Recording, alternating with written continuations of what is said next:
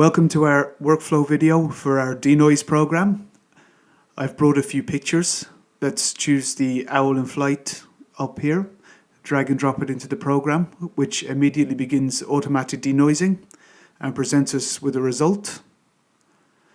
So, put very briefly, the workflow is add the image is automatically denoised, and you just save the image right now if you want, but of course, and that's the point of this video, you can also make adjustments and improve the image much more by denoising it yourself. Let's zoom into the image a little to see what we have here, and we can see it's a soundly denoised image that looks good. If I now press and hold the right mouse button, we can see the original image. This is what the original looked like. This was a JPEG file. One particular thing to note, it doesn't matter whether you put RAW files, JPEG files, BMPs or PNGs in there, the program generally loads and denoises everything in the same way, with the same pre-trained AI models and the same processes. If I release the right mouse button again, we see our denoise result once more. And now I'd like to draw your attention over to the right here where we have the denoising area. This area is the main focus of this video. At the top here, we have the analysis area where we can see the source image noise is at 10%. As I mentioned earlier, we hold the right mouse button to view the original image. And mathematically, this image contains 10% image noise. We can determine that with different methods, and our resulting image noise is 0.46%. That's what we see in our resulting image. Maybe you're wondering, let's just double click the image to fit. How does the program work out that there's 10% noise in the source image? We can see how it does that by clicking the little compass function here. Now we can see that some areas are grayed out. They are framed and set back accordingly. These are the areas with the most detail in the image.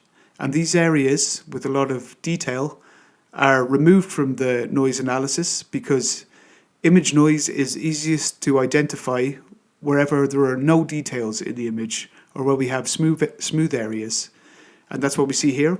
It's a very complex analysis that's performed here, which determines that we have an average noise level of 10% because the noise on our camera sensors is distributed evenly across the image. We can switch off the compass to see our image denoising again, and now you can make your own changes once the image has been loaded and automatically denoised in various ways. For example, we could switch off artificial intelligence and switch back to purely mathematical methods. That's the big green button here. We click that and we're shown a message about the option we're switching on here. And we can see that the automatic method with purely mathematical algorithms produces a different result. We see we still have a few artifacts left here. The colors are slightly different.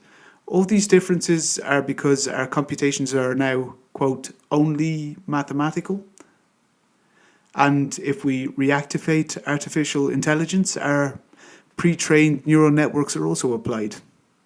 Of course, that's also maths, but it's not an algorithm in the classical sense.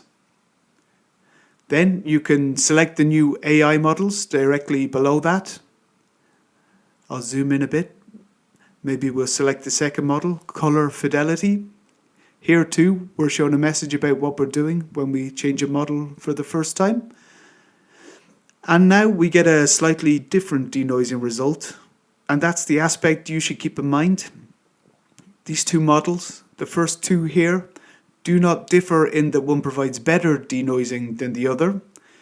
Instead, the one model denoises differently to the other model. The color fidelity model focuses more on color accuracy. The detail model is slightly better at preserving details. And you can choose what you want to prioritize. For this picture, I'd suggest the details model to keep as much texture as possible. The models below that are the same models again in a slightly less trained form and are therefore much faster to calculate. And the AI model from the previous version is also available down here. If you found that one to be particularly good, you can also select it here. The next step, which is something that will probably happen to you pretty frequently, is that you look at the image and think, actually, maybe I'd have preferred it a little softer, or I would have denoised it a little less. And these 7 buttons down here are provided with these very concerns in mind. The default setting is in the middle with balanced denoising. Now I'm going to go 2 steps further to the left. That gives me slightly less denoised results. So the results are a little grainier, but it also has more structure. In contrast, if I go the other way, so back to the middle setting, which is set by default, and then move 2 more to the right, so we can see it a bit better here, then the image becomes softer. So you can choose the denoising level with the 7 levels here.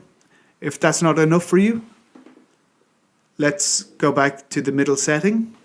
You can also just click through the presets displayed on the left here, which are also used by the automatic function. If you select a preset further down, the denoising gets softer. Let's go right down. Now you can see that there's much more denoising, and if I go up again, there's a bit less denoising. That's also exactly what the automatic function does. It goes through these presets and selects the preset that best matches your current settings and delivers the best denoising result, or at least what the program considers to be the best result. That might not necessarily be to your tastes, which is why you can also intervene. Another way of intervening, let's click automatic denoising again to restore our default setting, is with the quality level options. They're here, these 4 buttons, which are balanced, Pro, Pro Plus, and Pro Infinity. And the higher you set the quality, let's get a little closer so we can see it better. And I've deliberately included a quite smooth area and a quite detailed area of the picture. If we now move up a level, we can see how the image becomes more, or inverted commas, more denoised with higher quality denoising. If we go to the next setting up, we get a warning message to tell us it will take a little longer. And you can see how the computing time increases. And the highest quality mode is really for people who are very patient or who just want the absolute best result. And that's what we all want. That's why my suggestion for a denoising workflow would be to load the image, then see if we want to change the AI model, then to choose the level of denoising or manually select a preset on the left. And then finally choose the quality we want, maybe this one. But it's really a matter of taste and what you like best. If you want the best calculated result, select the highest level. And right at the end, you can use the function for automatically optimizing the image if you wish.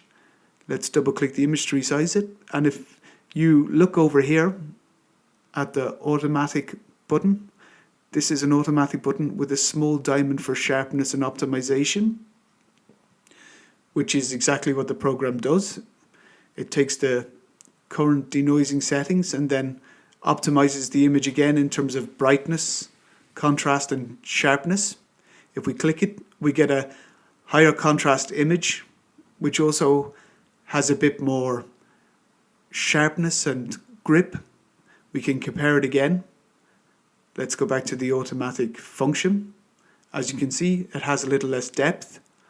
Let's go back to the automatic optimization, and then you can finish up by saving the image. You can just do that down here by clicking the save button, or by choosing save resulting image, or just by pressing Ctrl S to open the save dialog.